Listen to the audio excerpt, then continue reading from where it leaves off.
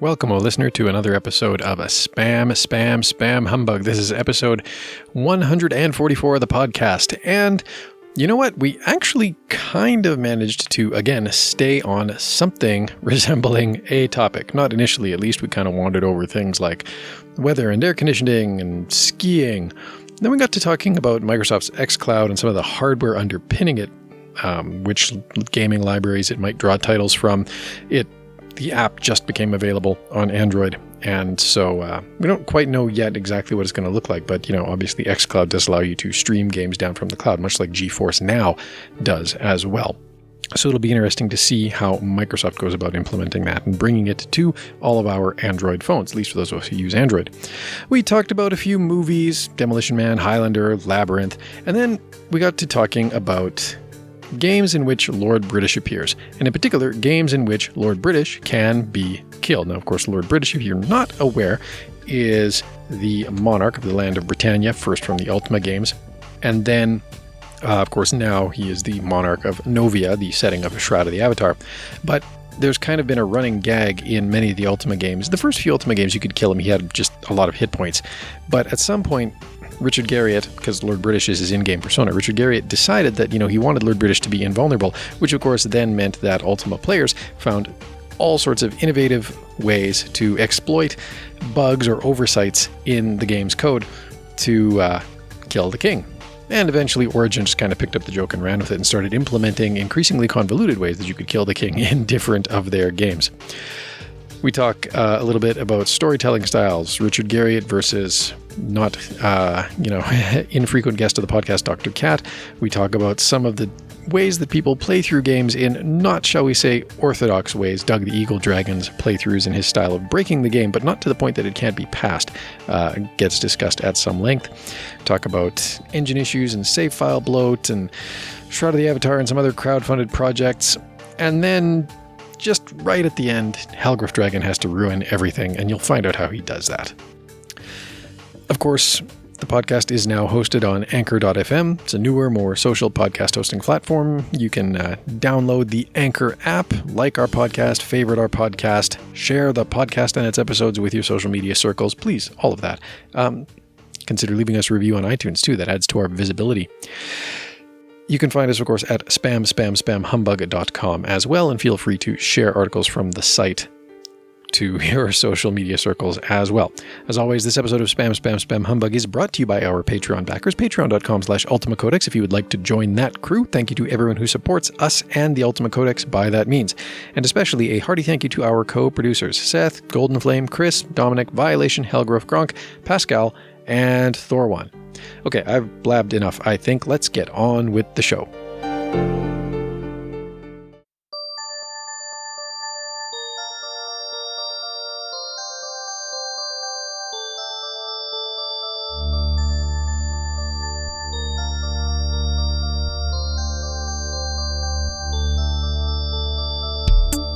Well, one thing I'm sure that I've been experiencing over the last year that I'm certain that the other dragons can relate to.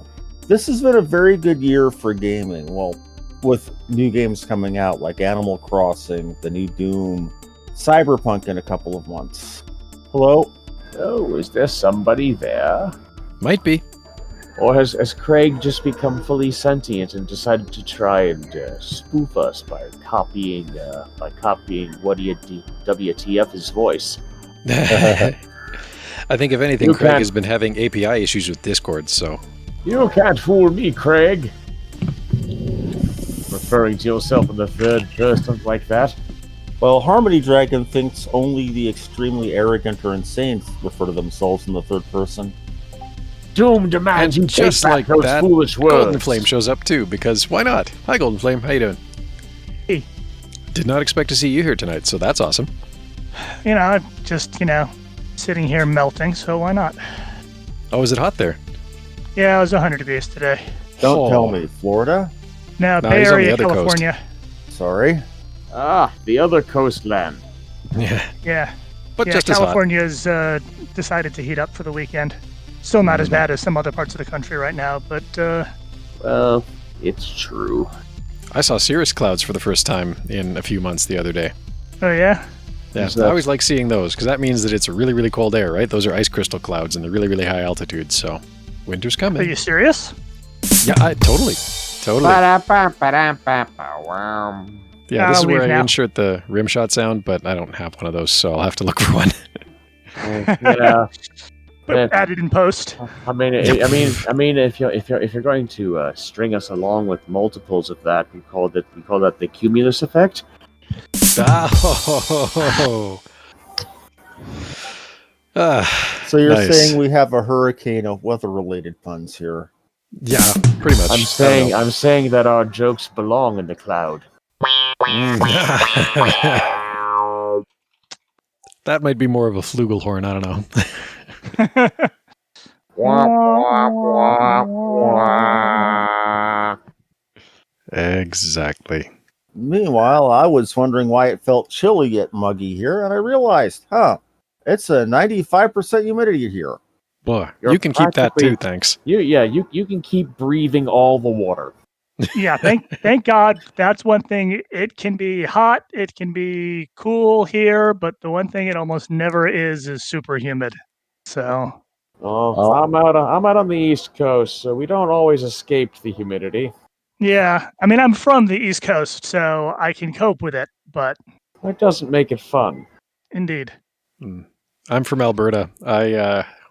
I go just about anywhere, and I'm like, wow, is it damp here? Like, Yeah. That's something that surprised me because when I moved to Canada for about 7 months, so right outside of Calgary, I kept expecting it to be like maybe 80 during the summer. Maybe, talking Fahrenheit there, mind you. Good. And then Yeah, one, 80 Celsius would be kind of murderous. yes, it would. different problem set. And 80 Kelvin would be differently murderous. Yes, indeed. Yes. But continue.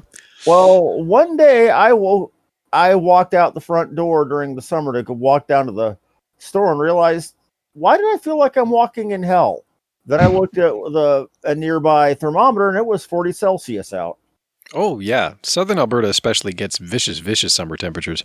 I mean, it was a dry heat, so I wasn't like having a hard time breathing or anything, but it was still hot that I didn't expect from Canada, being the typical Yank that I was at the time. Yeah, Hey, our climate Canada- does some interesting things. I was going to say, Canada, they all live under the ice sheet, right?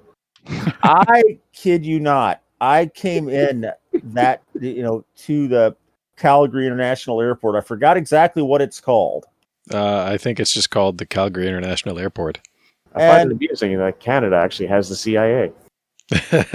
Well, I think its call sign is YYC, if I'm not mistaken. All Canadian airports, the airport code starts with Y.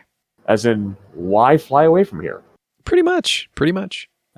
But As in, that's actually what the Rush song is named after. I kid you not, though. This was July the 1st, Canada Day. We showed up, or I came in. Behind me, in line, there were a couple of people who were bringing skis with them. Well, Once you get high enough up in the air, yeah, I don't know. I can't, off the top of my head, think of any ski resort that's actually open during why? the winter months, during the summer months. But I suppose it would be possible if you were going not to an actual like ski hill, but like up into where the permanent glaciers are, because apparently double and triple black diamond runs are not thrill seeking enough for you. I create my own difficulty level. Yeah. That's why I'm skiing the 2020 trail. Also, that's why I have no legs left.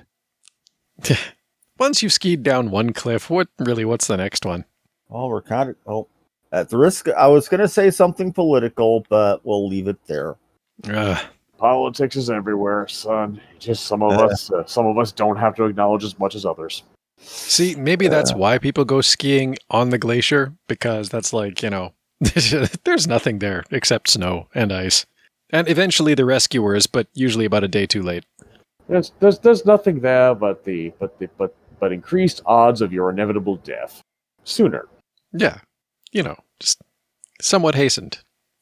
Yes. But like I say, once you go down that first cliff, like you're fine. Like just once you've skied one cliff. Once you've gone off that first cliff, you never feel the next one. Yep. I shouldn't joke because inevitably every year there's always some number of people who get killed doing crazy skiing things up in the mountains. But there it is. Guess what I'm doing right now? Crazy skiing things up in the mountains?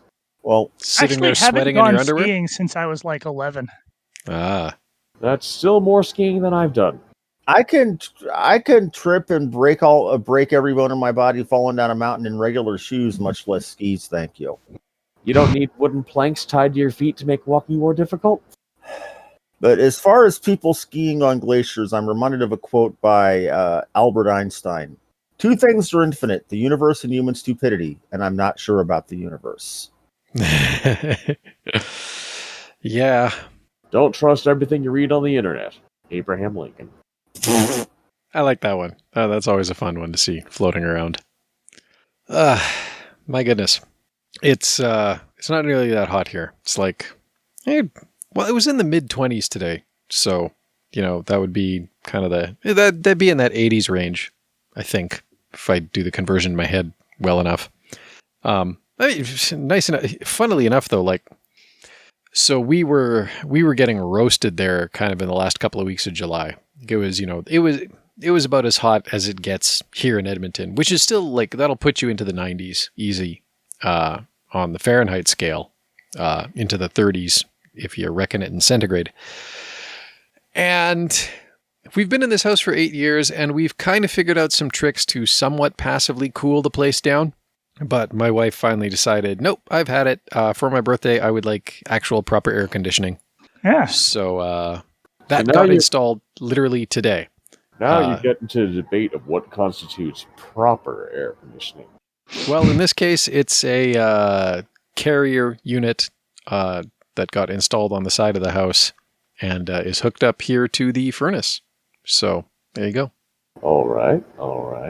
But yeah, that got installed today. So the hot period has mostly passed, although apparently over the weekend we're supposed to get a bit of a scorcher. But we'll see. It was weird though, because it was 2 weeks of just intense heat, and then the rollover from Saturday to Sunday, the temperature dropped 12 degrees. You wanted to buy an air conditioner. We're going to mock you with cool weather. Yeah, literally, right? This weather's just oh, you think you got me? Hey, well, I'll show you. But whatever. Although, interestingly enough, the kids went to bed a little bit faster in the cold. So, although that doesn't actually surprise. I find, if I'm out... I like to think of that as their little tiny bodies trying to preserve their heat units. Well, I've gone camping in literally every month and literally every season that Canada has to offer. And I always sleep better in the cold, when it's chilly outside. Just tuck me into my sleeping bag and have the cool air on my face. It's wonderful. Yes. And this is camping stuff you should know. I don't know.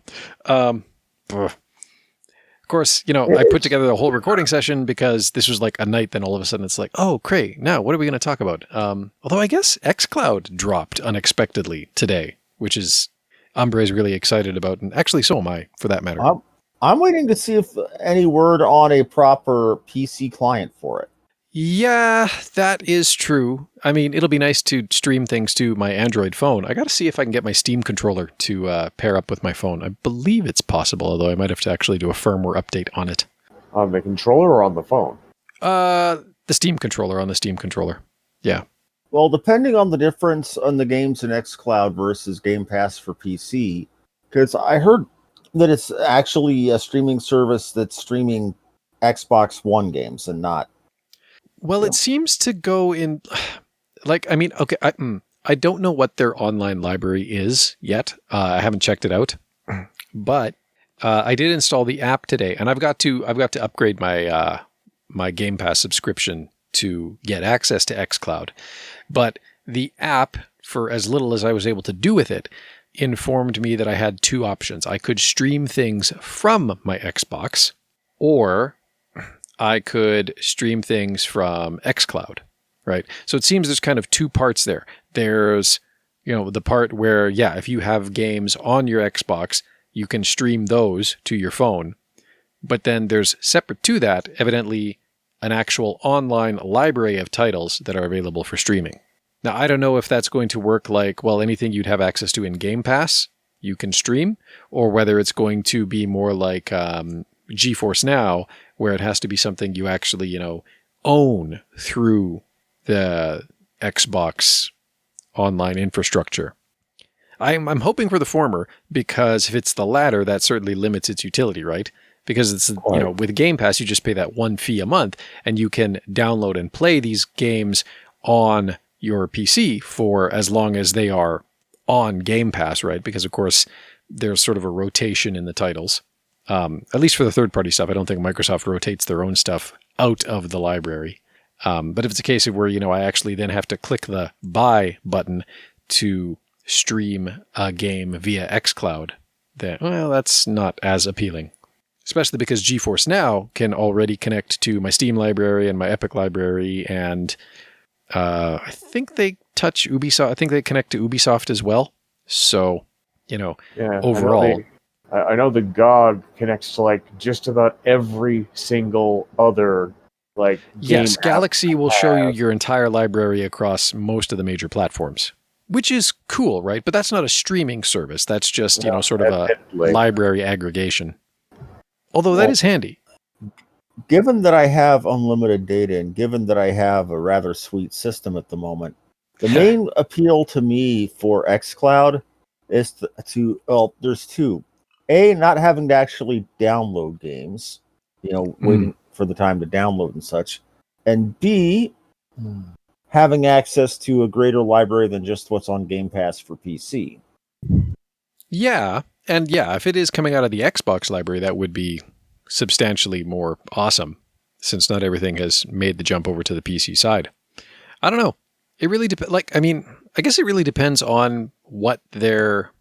Because if they're streaming the game to you, they're obviously running the game on the back end somewhere. So I guess it really depends what sort of environment they've set up to run the games on the back end, right?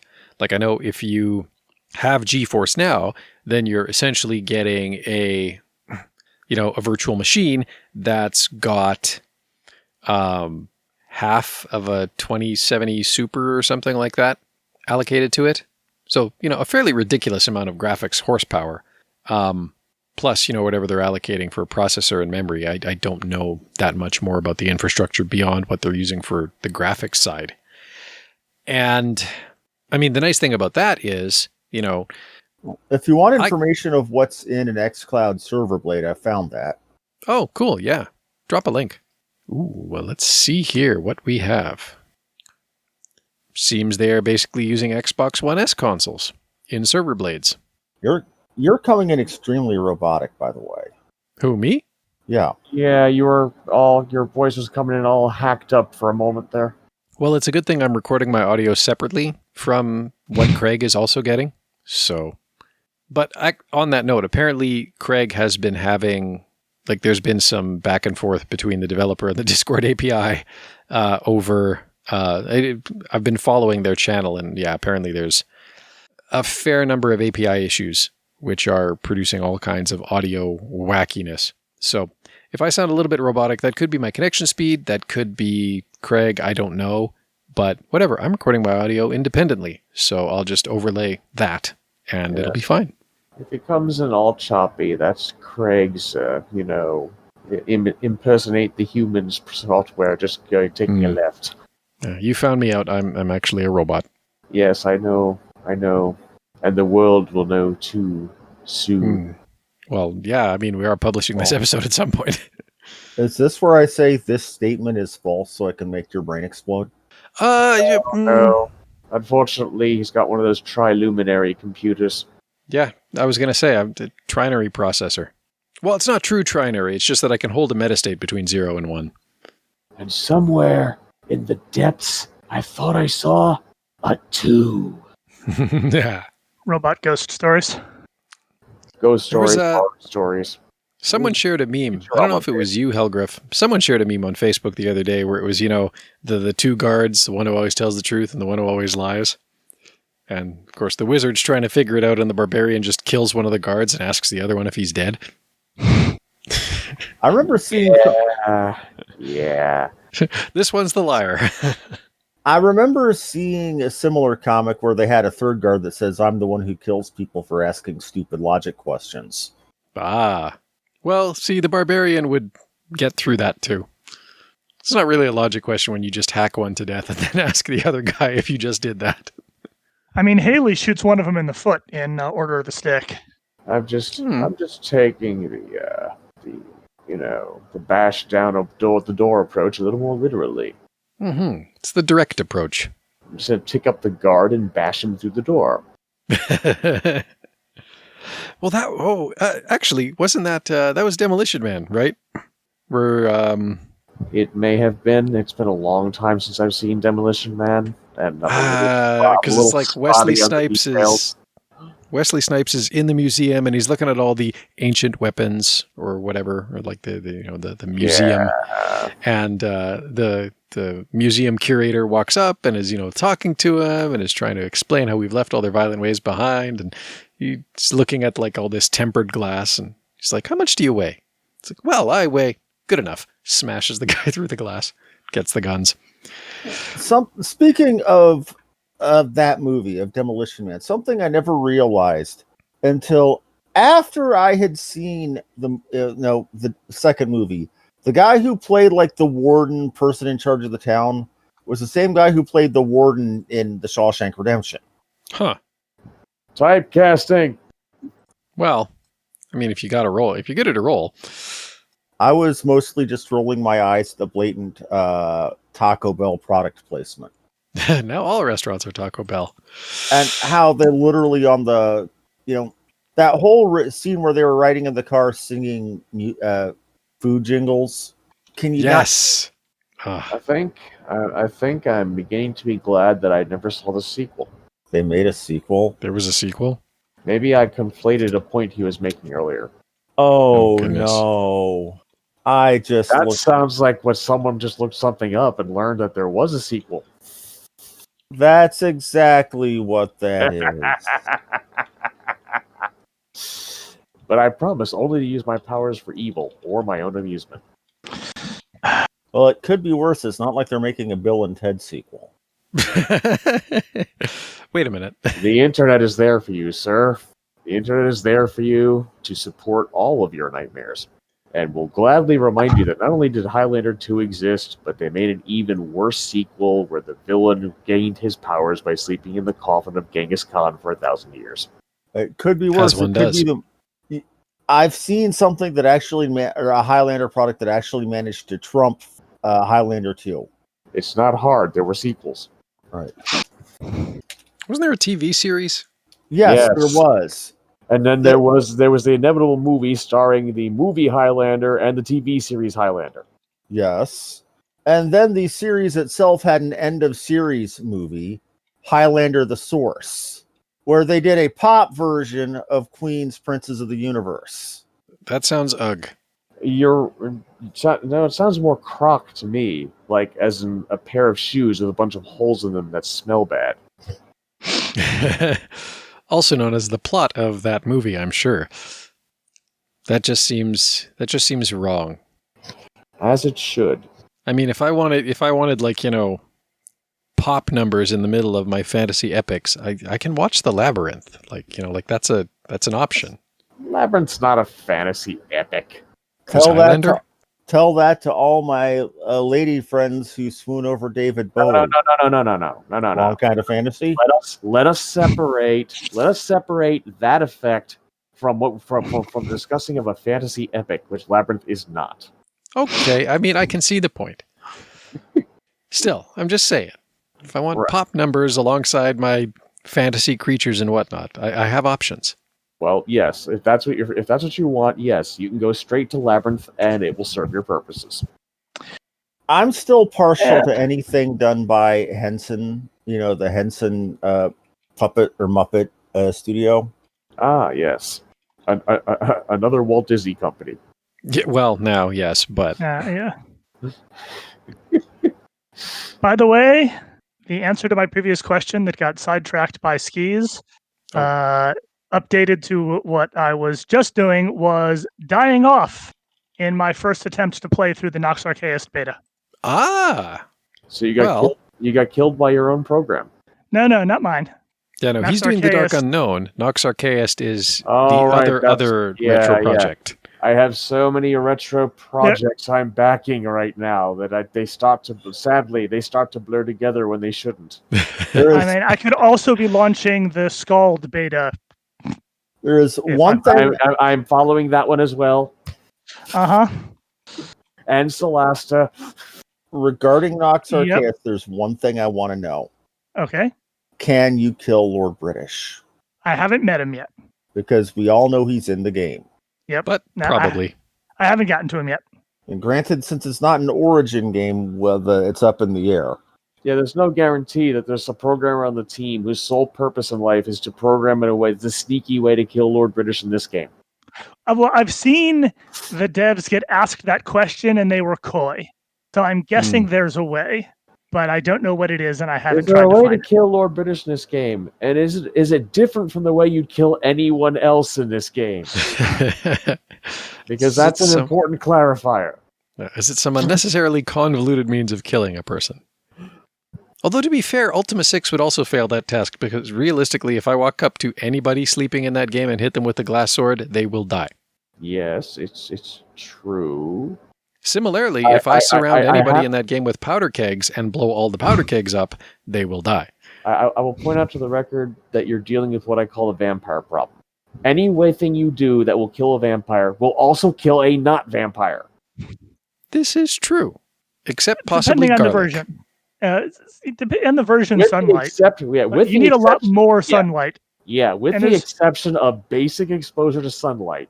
And there's probably a lethal level of garlic. I have family who have died of sarcoma, of skin Cut- cancer, that would disagree with you that it's harmless to people. Yeah, but the effect is not anywhere near as accelerated. Fair enough. You know, Yes. If the statement is anything that would kill, then I think it's clear that we can absorb more sun and garlic punishment, and that sounds like a nice vacation. I will remind you, garlic does not kill vampires. Like many of the vampiric banes, all it really does is ward them away. Fair enough. Alternately, once they are killed, you have to shove garlic in their mouth holy wafers. But if you stuffed a bunch of holy wafers in a person's mouth and held that mouth shut, they'd probably die too. Also, if you shoved a bunch of holy wafers in a dead human's mouth, I'll bet he wouldn't res either. Yeah, I think that's solid. I think that's solid mythological science right there. No.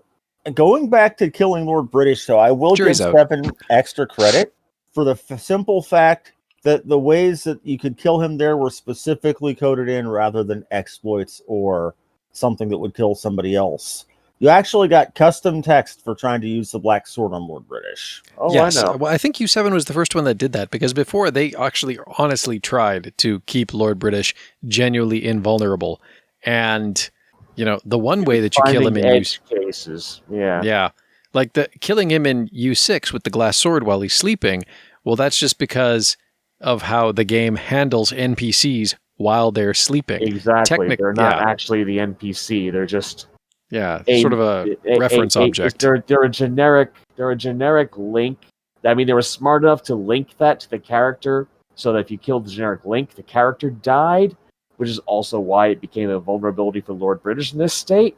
Yes. But, yeah, you weren't technically hitting Lord British with the glass sword when you were hitting him in bed. You were hitting generic figure X. Yeah, sort of a pseudo NPC that, but yeah, it was just, and I mean, the powder keg thing is a little bit more...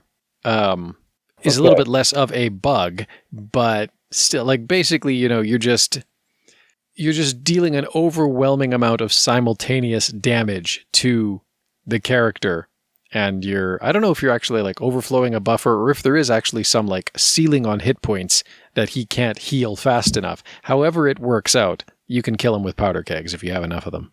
Which one was this 7 or 6 or which one was that? 6. Okay.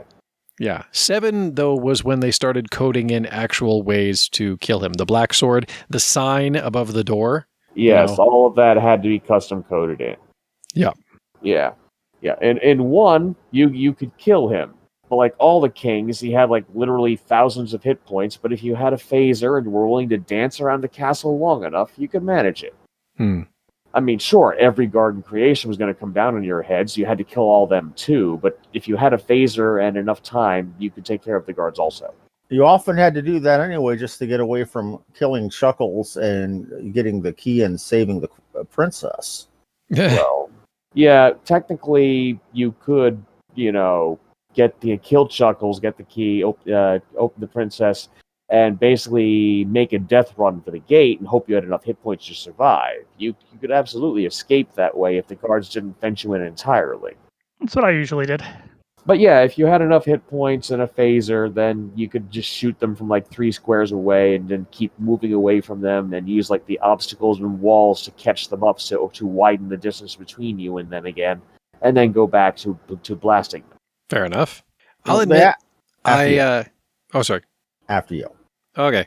I'll admit, at least in Ultima 6, my interest was less in killing Lord British and more in, and I think somewhere online I put a video of this up, but basically lining up my party like at the bottom end of the throne room, having whoever was last on the roster of 8 whack Lord British not even whack Lord British, but actually like shoot him with a crossbow or something. And then running for it, and seeing if more than just the Avatar could make it out of town alive. How'd that work for you? I think there was one time where the Avatar and Shamino managed to escape, but usually either we'd all die or just the Avatar would actually be able to run and stay alive long enough that Lord British would lose aggro. Well, it's not like Richard is going to feel suicidal enough to kill himself, is it? Well, that was only one time. I ran the experiment many, many times. Well, so he does eventually leash, though.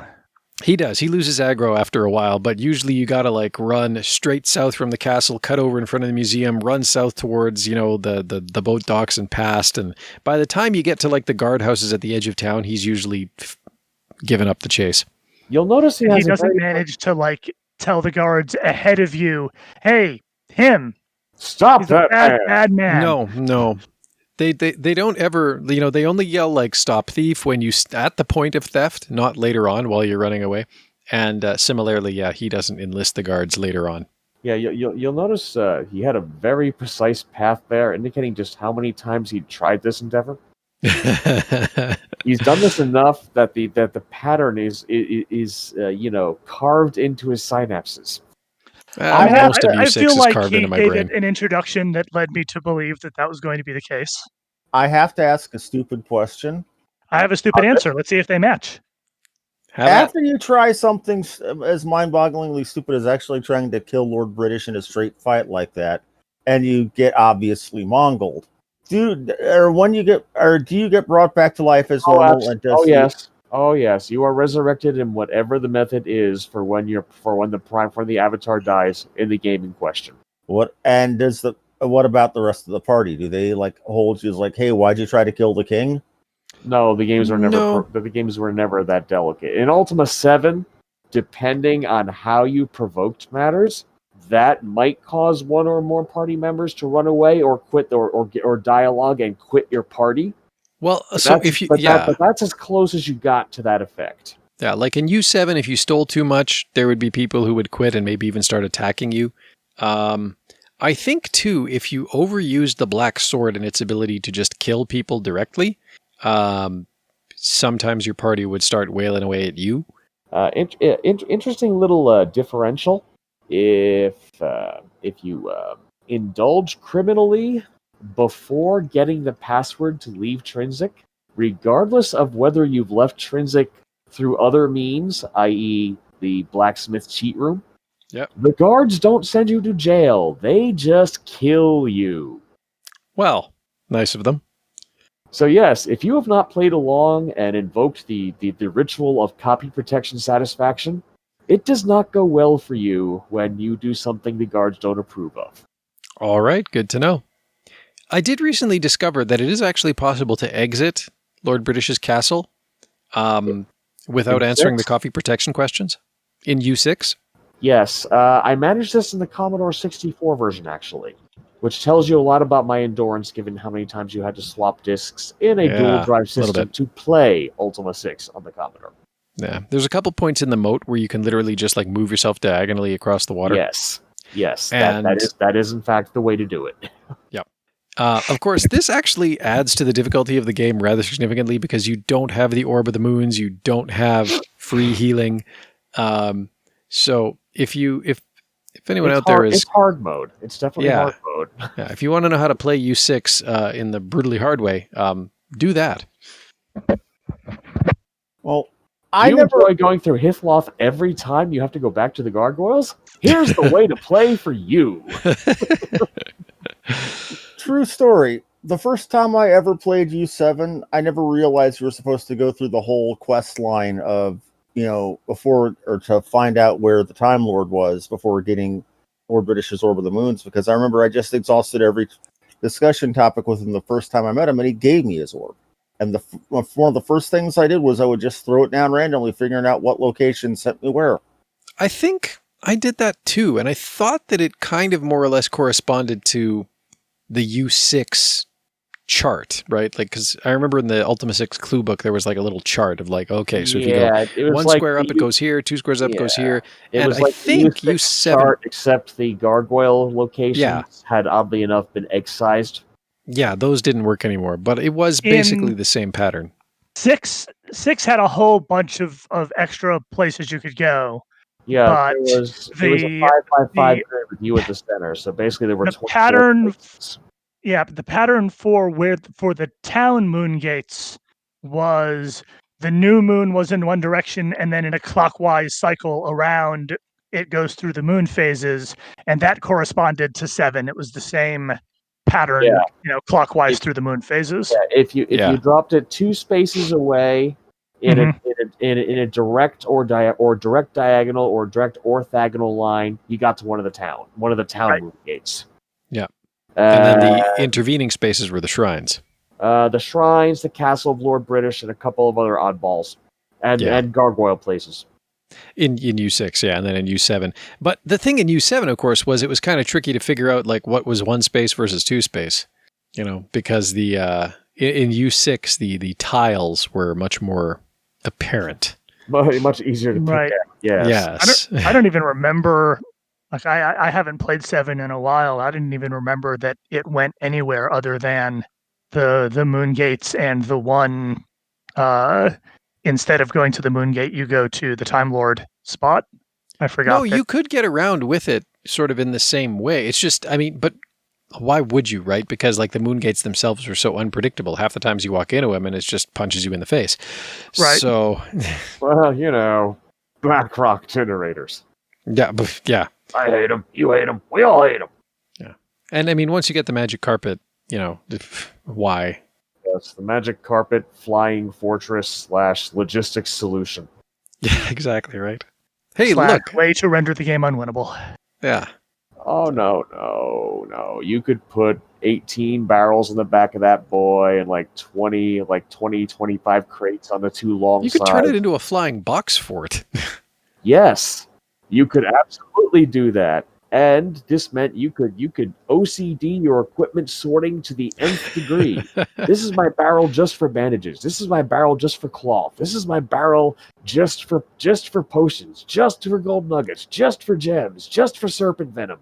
Oh, you're hungry. Well, let's open the crate of steaks. Let's open the food crate. Here you go. Crate of butter. You only had 1 food crate? I find myself reminded of Nakar. I only ever needed 1 food crate. And somehow managing to get those tiny little rations fed you real good, and you could put a shit ton of them in 1 barrel. That's true. Sorry, Harmony, we cut you off there. It's fine. I suddenly am reminded of Nakar Steve the Avatar runs of U7 through and on up. I remember him somehow breaking the system by moving the door to a ship's, storage onto a player. And effectively using that for unlimited storage over the course of the game. Oh yeah, he hack moved a cargo hold into a player's inventory. Yeah, took me a moment to remember what it was you were referring to. It was also Nakar Steve the Avatar where I found out that taking any party member, literally any party member in single player mode, up to the gypsy. I use air quotes there because that's not really a nice term these days. The prostitute, you could literally take anybody there and get their services, even Sherry the Mouse. Yep. Well, not all of the gypsies in Ultima 6 or 7 were prostitutes. Actually, in fact, 6 had 2 bands: the legitimate gypsies and the, if you follow the conversation trees with any vigor, clearly fakers out to rob people, gypsies. Mm-hmm. Or the ones that weren't even the ones that weren't even gypsies, that were basically scamming you out of your money any way they thought they could get it out of you. Yeah, and technically, if I remember correctly, and granted my knowledge of U7 is a little bit less than that of U6, but if I recall correctly, most of the prostitutes in U7 were not identified as gypsies as such, right? Because there was they were baths, the bathhouse workers. Yeah. Yes. No, it was really just the one gypsy from U6 that was the prostitute, basically. Yeah. Well, there's the whole gang of them there.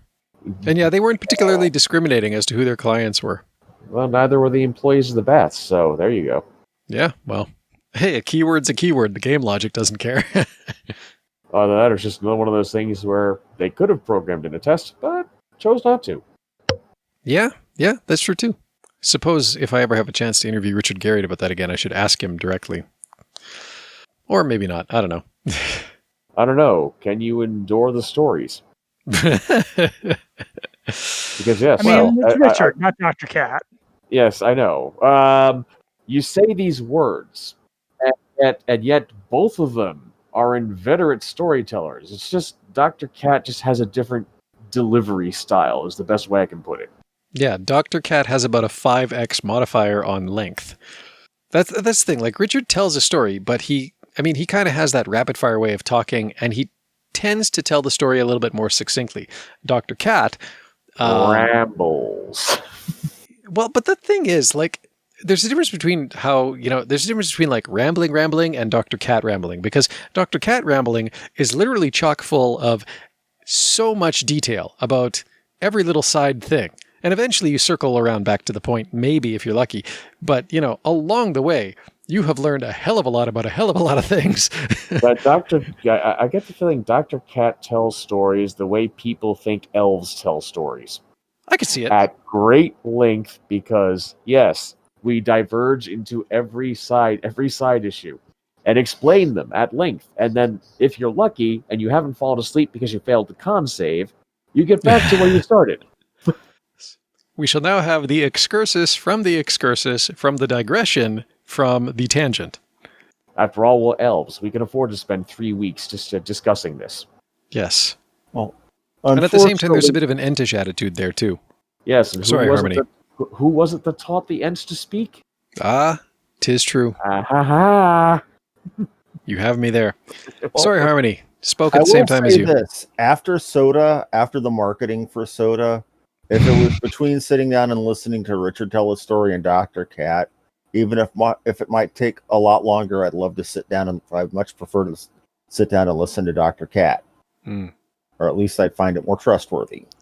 Well, I think that, like, Dr. Cat just has, like, an amazing knowledge base to draw from, right? And that's not to say that Richard doesn't, but I think Dr. Cat's interests are broader, and so the amount of information he can leverage in pursuit of an eventual point is just that much broader and much more fascinating, I think.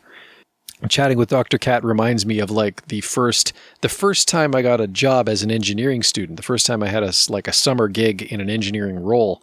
My supervisor was utterly crazy, completely insane.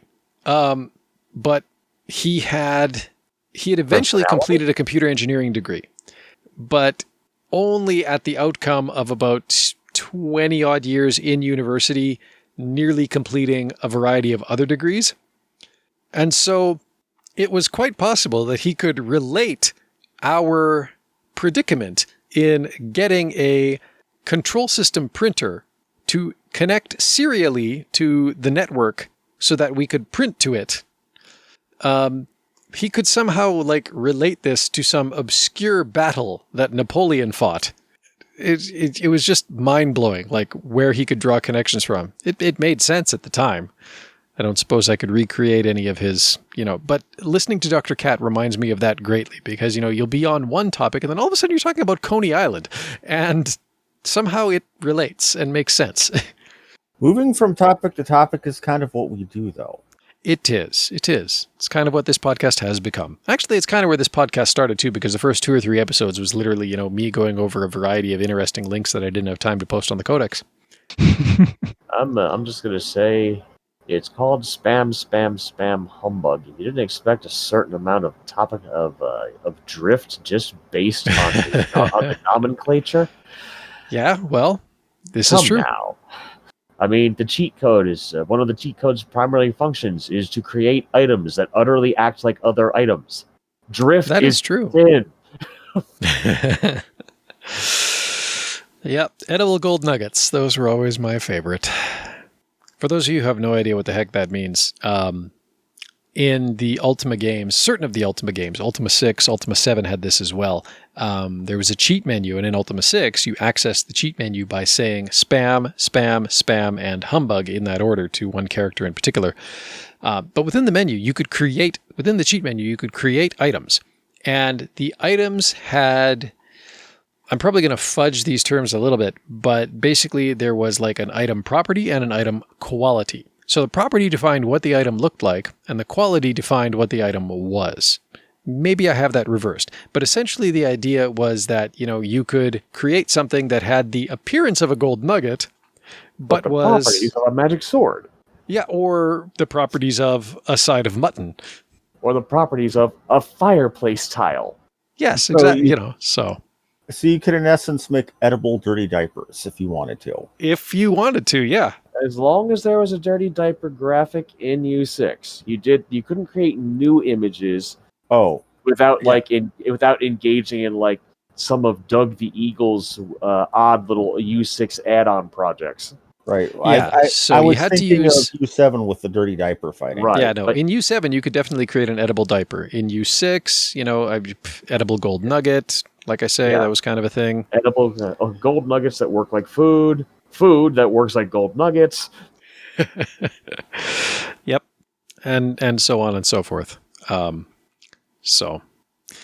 I mean, completely nonsensical things, but it's just fun with the engine. But then, I mean, so much of tinkering with the Ultima games was literally just having fun with the engine. That's even true of, Doug the Eagle's explorations of U9 and his absurd bread bridge to Turfin or wherever he built that thing to. Oh, do you not want to be hedged in by the world? Get yourself a shit ton of bread and follow these directions. A couple of staves, a few other things, and cast Gust. I think but interesting that the physics engine in... Say what, sorry? I think the bridge was to Buck's Den. It might have been, yeah, or maybe to Trinsic. Which let him trigger the stuff with the pirates early and get the backpack back before it ever got taken away and all that stuff. Basically, just how to play your game as a series of consecutive continuity breaks without actually having it crash out to DOS. Well, and that was the thing that Doug did very well, was that, he played the games out of order and in ways that completely broke all the scripting and all the continuity, but still found a way to pass them, right? He didn't Hurry, render the games. Britannia is not well. And was funny while he did it. Breaking a game while still managing to get a completion state, that's the whole essence of speedrunning. It is, except, no one would accuse Doug of speedrunning the game. If anything, we would accuse Doug of belaboring the game. Doug basically gets you all the content just about, but in ways that was never meant to happen. I looked up Bread Bridge and U9 and instantly got an image of a person walking across water on a bridge made of staves and open books.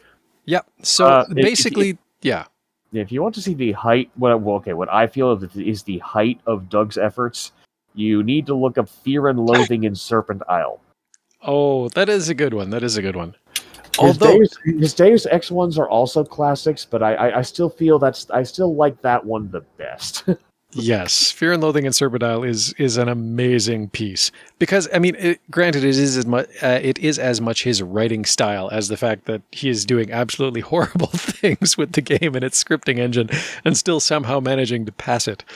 I do like though, like he has a lot of fun with Ultima 8 too, and including including. Now, granted, he also finds interesting ways to actually make the game crash out to DOS, or in U9's case, I guess, to Windows. But my favorite of his from U8 was because there were those pools in the city of Tenebrae, right? Sort of those walled pools in the city of Tenebrae. And so he would jump up on the wall and attack a civilian and then fling himself into the water. And of course, if you fling yourself into water in U8, you die. Right. But the Avatar has lost all ability to do anything even remotely resembling swimming. Right. And or there's a sea serpent that literally has tentacles and anything deeper than a cup of ale. yeah, well, yes, there's also the lurker. But beyond that, what's funny about what Doug does is if you attack a citizen of Tenebrae, the wizard Baron shows up to administer justice to you, to execute you, right? But explosively, yes. Yes, but you have just flung yourself into the water and died, and have been deallocated by the heap manager. Oh, yes. So Baron shows up and administers justice to, in Doug the Eagle's telling of it, memory address 000000, bringing the game to its inevitable conclusion, the DOS. Bob. Yep. Yeah. His U8 coverage has a lot of, here's what happens when two competing death mechanisms compete for the Avatar. Yes. Or there were so many ways to get insta-killed in 8, or nearly insta-killed, and therein lies the mystery and the joy. Yep. But yeah, his Fear and Loathing, because especially because he completely breaks he breaks everything in every game that he plays, but he completely breaks the Banes. He turns that whole game upside down. It's crazy. Yeah. How many times do you have to play a game to understand it to such a fine detail, to understand its mechanics to such a fine level of detail that you can deliberately waltz in and do everything you can to break every bit of scripting in the game, except for this one little core of the event scripting that will allow you to actually achieve the end game screen. How much trial and error must that have taken for him to do any of those playthroughs? Here is this. How many Banes can a man walk down? Yes. Here's this wide world of quests and interesting phenomenon and things. And we're going to ignore all of that. And we are going to cheat so hard without actually using any sort of cheating codes or anything to progress directly to go. Do not collect 200 Monetari. But if you do, cast a false coin on it a lot. Well, on that note, I did like his... how did he phrase this with Ultima 7? How to summon the apocalyptic sum of money? Oh, yeah. Because if you're a fellowship member betting on the games in Buccaneer's Den, you get double the winnings as if you're not a member. So if you're betting on the rat race, you can always grow your money if you bet on all 4 lanes. And if you keep stacking up the gold... because each gold coin, even if there's a stack of 100, the game behind the scenes counts that as 100 objects that it's allocating. So eventually, when you make the play that would increase your gold to approximately 2.1 million gold pieces on a successful win, the engine chokes and dies and dumps you out to DOS. Yeah. Long before that, troublesome things start happening, like walls disappearing. Yeah, and grass tiles disappearing, and just the game just starts to fluctuate, let's say. Yes, Britannia is not well. We're talking a game that at the best of times ran at 12 frames per second. Yeah, well, this wasn't even a case of frame rate issues. This was actually a case of like, in an effort to draw that many gold coins on screen, the game engine actually hits an overflow removed walls, removed grass tiles, removed other graphics from your view in order to show you the gold coins that it needed to show you. Yeah, it really doesn't matter how much more memory you bring to Ultima 7. You will eventually hit the point where the math drowns the game. Yeah. Exponential growth remains exponential. Doesn't matter how much memory you're throwing at it. Sooner or later, the cancer of your wealth will destroy Britannia. And on that poetic note... Aha. Yeah. It's funny because it's interesting to me that, Doug starts with... I mean, he does a lot of stuff with Ultima 6, but he's never able to really break Ultima 6 in the same way that he is the later games. Ultima 6 doesn't have nearly the same level of dependency. In part, too, I think it may also just have a much higher level of overall stability. Well, yes, but Ultima 6 was still at a point where, for the most part, when you completed quests, it didn't change people's dialogues. They didn't suddenly start doing new things, and they didn't suddenly start following new behavior paths. The NPCs, while they may have had pages and pages of dialogues in some cases, that dialogue didn't change depending on where you were in the game state. That's the game true. state was very set, which meant, yes, it was more stable, it was less prone to things breaking down, which means to a certain level it's also less exploitable. Yeah, and exactly. And I think a lot of just the way that, the game was setting flags, I mean, they're all tied to, it's pretty much all tied to conversations in that game. Whereas with U7, the flagging is obviously a lot more complex, right? Some of it's location based, some of it is conversation based, some of it is item based. There are so many more things they have to track, and therefore so many more places where things can get wibbly, wobbly, and fiddly. Yeah, definitely a lot more points where the game can break at. I know, I've tried to abuse the hell out of Ultima 6, and it just laughs at me. It's like, yeah, whatever, I'm not going to fall over. Sorry. But, yeah.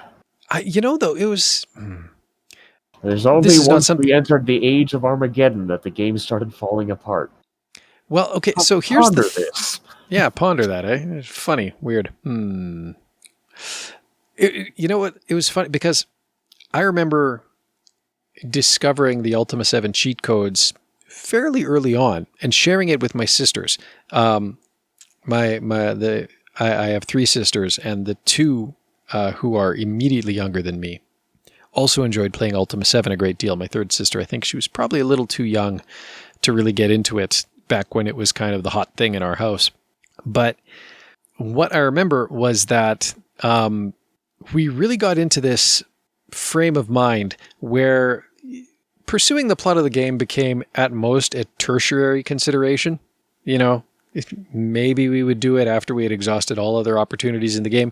A lot of our interest and effort went into the use of the hack mover. And in particular, using the hack mover to appropriate buildings and decorations and whatever else we could from around the land to build our avatar. Oh, wow. A truly ultimate palace somewhere. You were Animal Crossing before Animal Crossing was a thing. Oh, for sure. Mind you, I did very similar things, but I didn't use hack mover. I used the old left hand of the avatar to basically take the objects that are already in the world and just reposition them into a house. Well, that was fine for plates and cups and whatnot, but when you wanted the whole table... Yeah. I used a lot of timber and a lot of barrels and crates for my furniture. Yeah, no, and some strategically placed bedrolls. Yeah, no, I went shopping pretty much across the entirety of Britannia.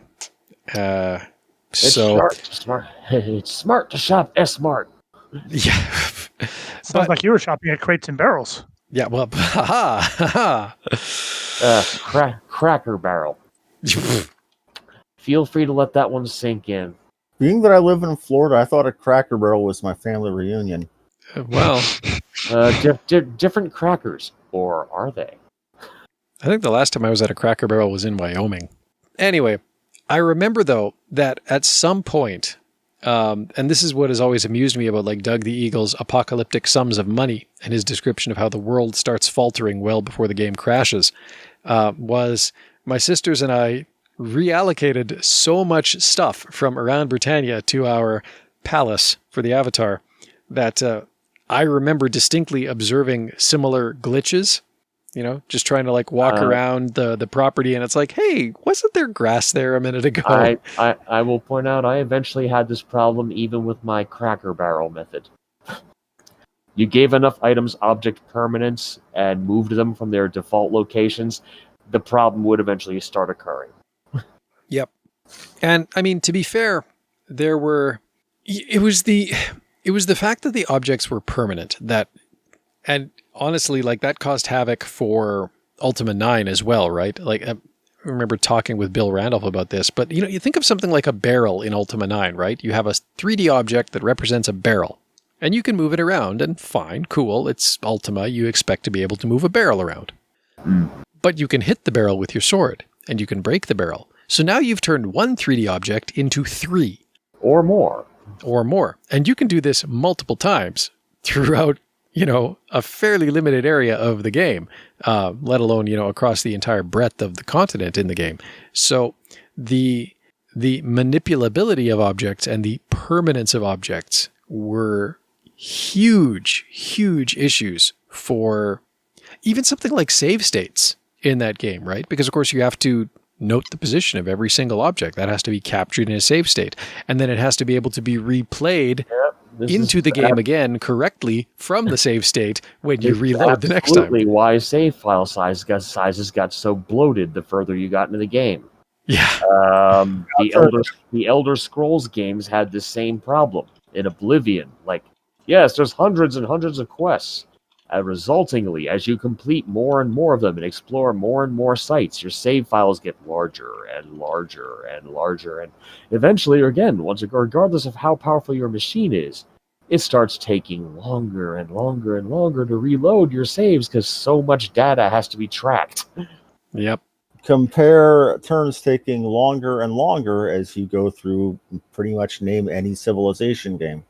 Yeah, well, there's that too. The effect is similar, yes.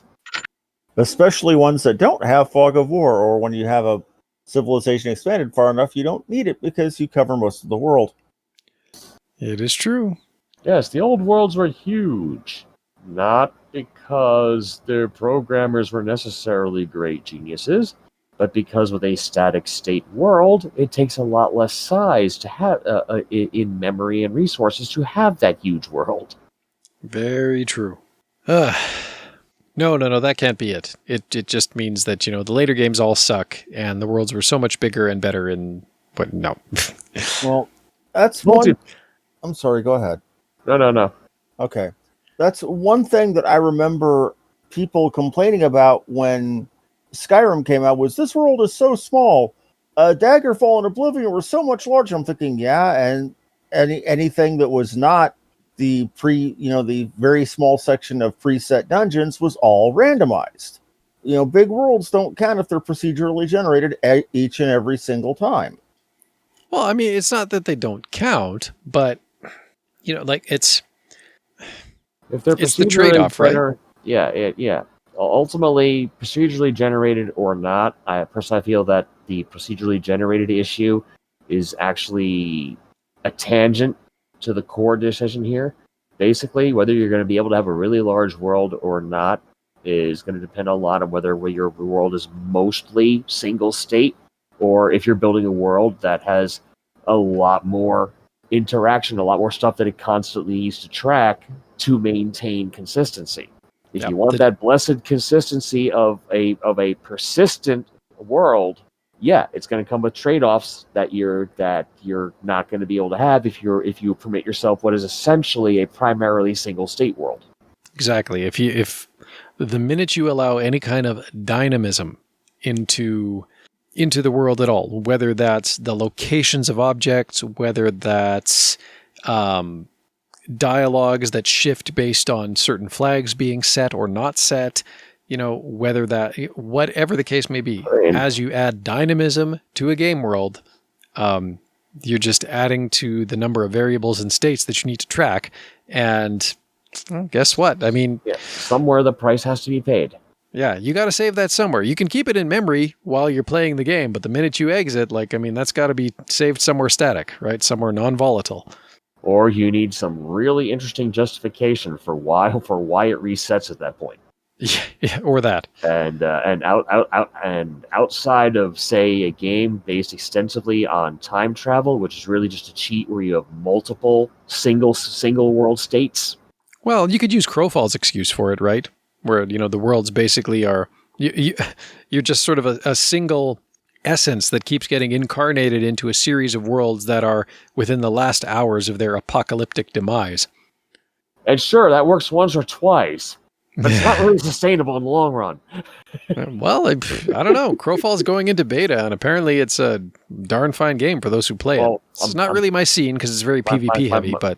Well, what I was actually trying to get at there is, that's great. For what I really meant is, you can do a handful of games that use that concept, but it's not a concept that's going to work in many games. No, that's true. That's true. It can't be. Yeah, it's not a joke that gets retold that much, for sure. It's a shtick with inherent limited use. Yep. But I mean, like I say, it seems to work for them, and good for them too. That's kind of an interesting one to me because, Crowfall it came on the scene around the same time as Shroud of the Avatar, but its fortunes have gone in a very different direction. But then again too, they did, I think, a much better job of constraining scope. So. Constraint? In our ultimate RPG? What is this? That's almost a curse word. Oh, well, I don't know if I should. Yeah. You see that pit, right? You see that pit in front of you? Yeah, I'm just debating how fast I want to dive into it. So I used to volunteer as a mod for Shroud of the Avatar. Okay, I used to volunteer as a moderator for the Shroud of the Avatar forums. Right. And the old days. And you know what? It was kind of seat of the pants. We did the best we could with the resources we had on hand, which were fairly limited. And that was back when Fire Lotus was the community manager there. But there was a pretty good team, and we did a lot of, we tried to track our actions as best we could. So there was Google Docs that we would share back and forth with each other, where, if we had to give a warning to a user, if we had to revoke forum privileges for a user, we had a log, we had a record, and that was good because it let us, see patterns. It let us see who our problem children were, all that kind of stuff. And at some point, I'm technically still a moderator on the Discord now for Shroud of the Avatar. My moderation account or my moderator account for the forums might work too, for all I know. I haven't logged in a couple of years, but I still do occasionally pop in on the Discord when things are getting kind of hairy, and I'll, delete a few posts and warn people sternly and whatever. But shake your finger meaningfully. Yeah, well, but for the most part, I'm not really doing it anymore. It's kind of just a thing that I have the privileges, but I don't necessarily have I don't necessarily undertake the role per se. But apparently, and I was contacted recently about this, but apparently somewhere in the shuffle between, because Fire Lotus left Portalarium and then Barrick came on board. He was the next CM after her. And then he left, and they have a new CM now. But at some point in that shuffle, all of the records that we made. Chris. I'm just surprised to have an employee that isn't Chris Spears. Well, then that too. But yeah, I don't know. Maybe their community manager's name is Triss clears. Anyways, a Babylon Bee joke there. At some point in all of this shuffle, it wasn't A-list material. Yeah, but at some point in all this shuffle, they lost all of the records that we had kept. Oh dear. And now, all of a sudden, they're finding that some of those same problem children are back, causing problems. Mostly related to PvP and, to nobody's surprise, I'm sure. But it's just, so they were messaging me. It's like, hey, do you have like any of the old spreadsheets or anything that we maintained? And I was like, well, I'll give you what I got, but I think I stopped keeping backups in about 2014. So if you need anything more recent, I'm not your guy, sorry. But it's just, one more of those ball drop kind of things. It's like, really, like you had a moderation team that was actively trying to maintain records and you didn't hold on to that. Why? And now you have these users who are causing you tons of problems, but you don't have a paper trail to say, hey, you are a persistent problem as demonstrated by these multiple moderation actions over the course of years. Get out, But keeping records is boring. Well, and then, oh my God. And then that tweet, apparently developing armor correctly is also boring. Well, and again, we remember something similar when developing weapons didn't work in U3. What? Well, in what? Yeah. In U3, weapons didn't do anything. They didn't affect your attack power at all. Okay, so this is a mistake that's been made before. I think the difference, though, is that in Ultima 4 and beyond, weapons did things. And different weapons did different things with different powers. Richard Garriott didn't say, wow, I really duffed weapons in U3, but maybe we need to just think about weapons in games as a whole as being not useful things. Isn't it exotic? Don't you think? Whereas the tweet from Catnip Games there was, something to that effect. It was just like, wow, like, armor really is only useful to mount enchantments. Kind of makes you think, and it's like, no, don't extrapolate your implementation error into some kind of generalized trend across any slice of the RPG space. Armor is only useful for mounting enchantments. Then why even have a separate light and heavy armor skills? For Pete's sake. Yeah, right? Do you suppose this quarter inch of iron does nothing? Well, apparently in Shroud of the Avatar, yes. Yes, it does nothing. Unless you have enchanted it, in which case it may do something. But more the enchantments. Armor in Age of Conan equally did nothing. Okay, I'm gonna cut in here on this one. I'm pretty sure Age of Conan incentivized not having armor on your character model. Oh. Age of Conan. I'll give Age of Conan a pass, a small pass, but only specifically because of the very specific genre it is trying to emulate. Adult cinema? The swords, specifically the swords and sorcery genre. Right. Nobody wore armor in that genre. Nobody. Fair enough. Everybody was either naked, wearing furs, or they were in clothes. Maybe fancy robes sometimes, but clothes. Armor was practically non-existent. And to fit the whole R.A. Howard motif, you could get nude in that game. Well, yes, that and whether or not that was a wise decision is I don't have a dog in that fight.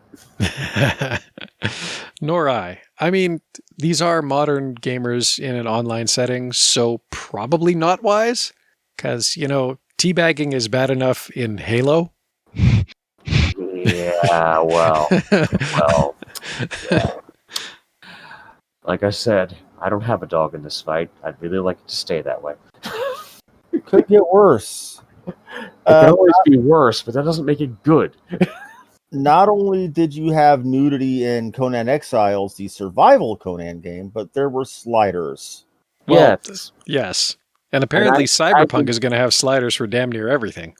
I'm just going to say... And they're marketing it on the fact that they are going to have sliders for everything, which is creepy. I mean, cool that they're doubling up on the fact that both male and female figures can be nude. Okay, hey, gender equality. But But at the same time, do you know what other role playing game really focused on sliders? It was called F.A.T.A.L. Don't even. Is, if you don't know what F.A.T.A.L is, look it up once, but then go dunk your brain in acid afterward. I thought I had bleached that out of my brain by this point. Thank you. No, it's permanent taint. Once it's in your brain, it never fully leaves. Please don't use the word taint when talking about F.A.T.A.L. No, my word choice was deliberate. You will suffer as I have suffered. Laugh as I have laughed. Suffer as I have I've never suffered. even heard of this game, and I count myself a little poorer now. If you want to join the Ultima Dragons, you can do so at udic.org, where you can choose your very own dragon name. You can also find the Ultima Dragons on Facebook. We have a Facebook group there. And you can follow @Ultima Dragons on Twitter, or join them on Discord. And if you're feeling really old school, you can even fire up a Telnet client and check out the Weremount. Hit up the show notes for links to all of these. If you want to participate more directly in the podcast, you can send us an email, or if you're feeling a little bit braver, leave us a voice message in one of 3 places: the podcast website, our Facebook page, or on anchor.fm. And you're also welcome to join us on our Discord server to chat with us, to lurk, or even contribute to podcast recordings when they happen. And again, links in the show notes.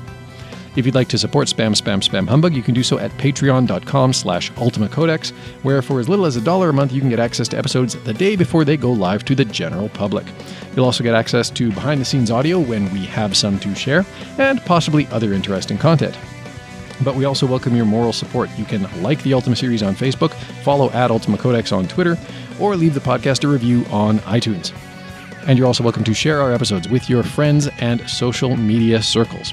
Spam Humbug is a production of the Ultima Codex. You can find show notes online at spamhumbug.com. Thank you for listening, and until next time, be virtuous.